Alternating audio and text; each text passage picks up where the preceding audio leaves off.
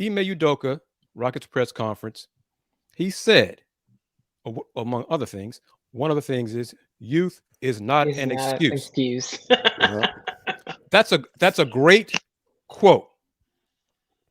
But Will, Yeah. youth and inexperience, they still matter. Yeah. Because unless you go through it, we can tell, I'm going to use Andy as the example because the three of us have been in the media longer than he has. We could tell Andy almost everything we've experienced in this media game. Andy could take it all in, digest it, everything. But until he experiences it for himself, he's not going to know. He's just going to say, well, Chris told me this, Will told me that, Kim's told me this. So it's not necessarily being young is not an excuse. It's reality. Right. I mean, unless you live it and go through it, all of us have to learn the process about being professional, about what it takes to win, about what it takes to lose, all those things. So it's a great soundbite. And I know what he's meant. Mm-hmm. Okay. Yeah. Because as a coach, you got to get your players prepared. And preparation is key and it's important. Ime can tell the guys over and over and over. But until they experience it come playoff time, because at some point the Rockets will return to the playoffs, Kim, before we die. Sure hope so. Sure hope so. But until they do, On to phase 2. yeah, phase 2, the winning phase. Until they yeah, do, whatever that meant, that was crazy. they're not going to know until they experience it directly in the playoffs. Your thoughts on that, real quick, and then, well, first, Kim, your thoughts real quickly, and how can folks find you on social media?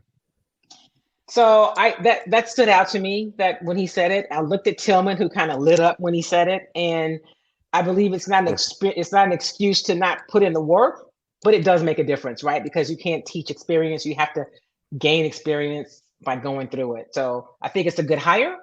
I will be curious to see what Rafael does with the roster, and if he can get out of the way and let he may do what he does. I think they would be headed in the right direction. And whatever those phases are, Tillman was talking about, I guess we'll get into that. You can follow me on Twitter at Kim Y Davis. It's on the screen, and then you'll find out all the stuff I have going on.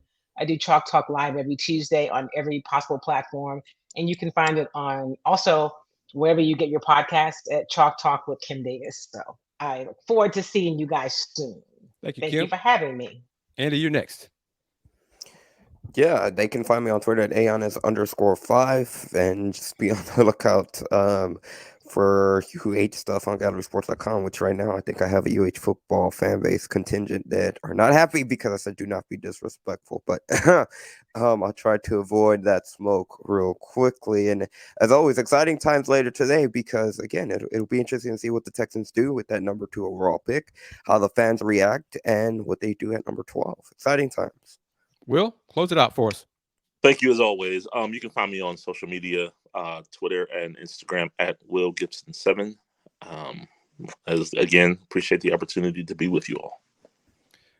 Each of you, thank you very much for taking time out of your day to join me on the lunch break here on Thursday, this Takeover Thursday of the Houston Roundball Review on the lunch break, powered by JM&E. AJ, as always, thank you very much for trusting me and us to take your show and share our thoughts and insights with the audience.